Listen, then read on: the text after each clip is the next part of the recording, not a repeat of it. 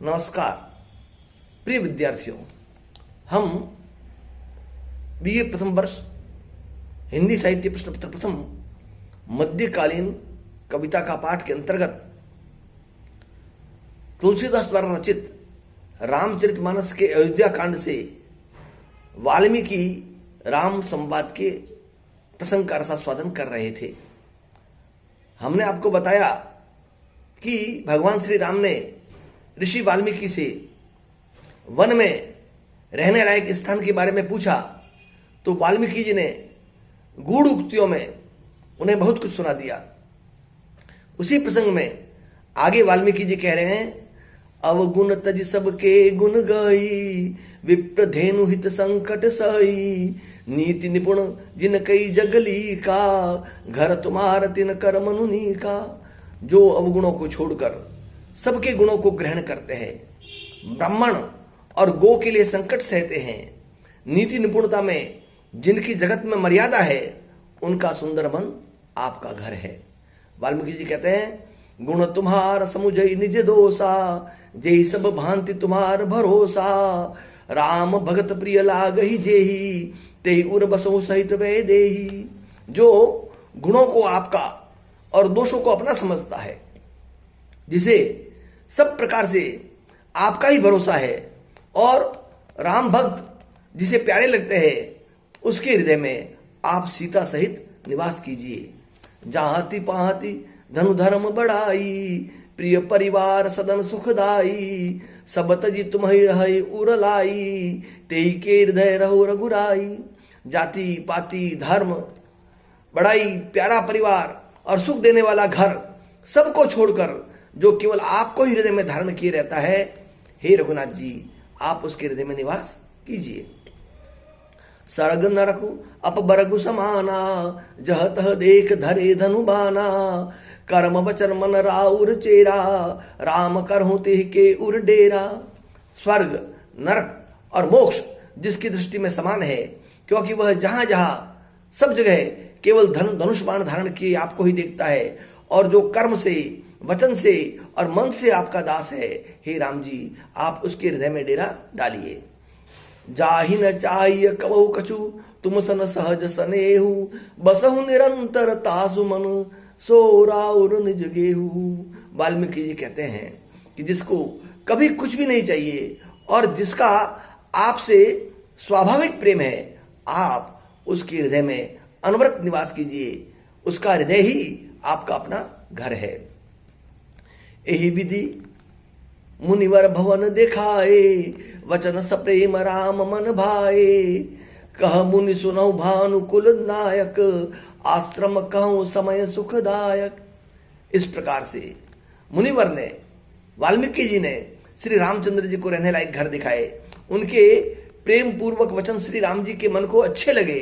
फिर मुनि ने कहा, हे सूर्य कुल के स्वामी सुनिए, अब मैं आपको इस समय के लिए सुखदायक आश्रम कहता हूं, निवास स्थान आपको रहने के लायक बतलाता हूं। चित्रकूट गिरि करऊ निवासु, तह तुम्हार सब भांति सुपासु, शैल सुहावन कानन चारु, करी केहरी मृग विहग विहारू।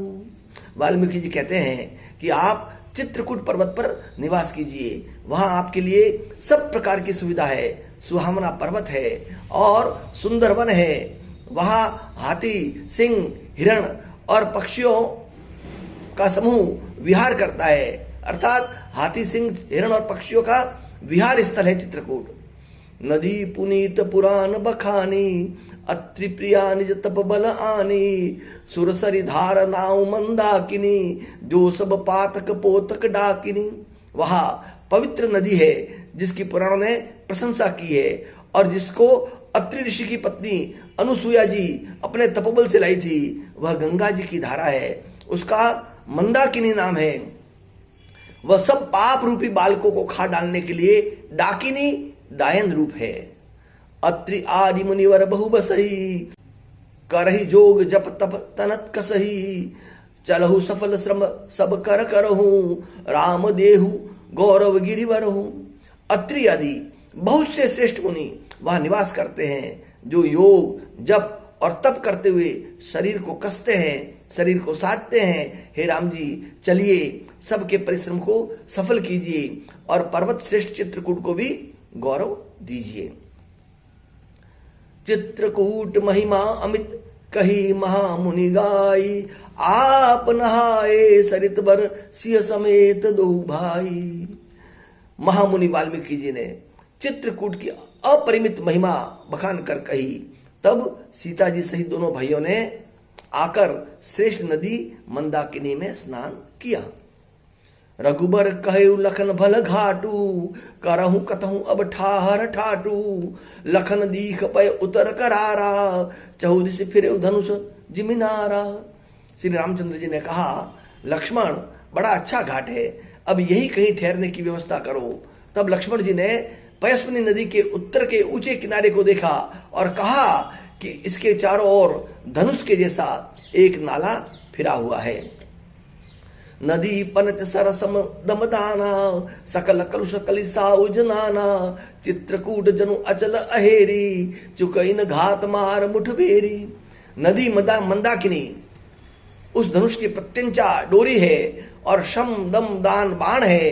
कलयुग के समस्त पाप उसके अनेक हिंसक पशु रूप निशाने हैं। चित्रकूट ही मानो अचल शिकारी है, जिसका निशाना कभी चूकता नहीं और जो सामने से मारता है।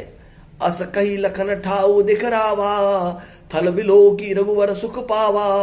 रमयु राम मन देवन जाना, चले सहित सुर थपति प्रधाना। ऐसा कहकर लक्ष्मण जी ने स्थान दिखाया। स्थान को देखकर श्री रामचंद्र जी ने सुख पाया। जब देवताओं ने जाना कि श्री रामचंद्र जी का मन यहाँ रम गया, तब वे देवताओं के प्रधान, स्थापत्य के जानकार, थवई, मकान बनाने वाले विश्वकर्मा को साथ लेकर आए। कोल किरात वेश सब आए, रचे परन त्रन सदन सुहाए। बरदिन जाहि मंजु दुई साला, एक ललित लघु एक विशाला। सब देवता कोल के भीलों के वेश में आए और उन्होंने दिव्य पत्तों और घास से सुंदर घर बना दिए। दो ऐसी सुंदर कुटिया बनाई जिसका वर्णन नहीं हो सकता। उसमें एक बड़ी सुंदर छोटी सी थी और दूसरी बड़ी थी। दो पर्णशालाओं का निर्माण किया गया, एक राम और सीता के लिए और एक लक्ष्मण के लिए। लखन जानकी सहित प्रभु राजत रुचिर निकेत, सोह मदन मुनि वेश जनु रति ऋतुराज समेत। लक्ष्मण जी और जानकी जी सहित प्रभु श्री रामचंद्र जी सुंदर घास पत्तों के घर में शोभायमान है, मानो कामदेव मुनि का वेश धारण करके पत्नी रति और वसंत ऋतु के साथ सुशोभित हो रहा हो। प्रिय विद्यार्थियों, ये वाल्मीकि और श्री राम के बीच हुए संवाद का अंश था। अभी भी वाल्मीकि और श्री राम के बीच संवाद लंबा चलेगा। हम इसका रसास्वादन आगे भी करेंगे। अब तक आपको जो पढ़ाया है आप उसका रसास्वादन करें, आप उसको हृदयंगम करें और इस काव्य का आनंद लें। धन्यवाद, नमस्कार।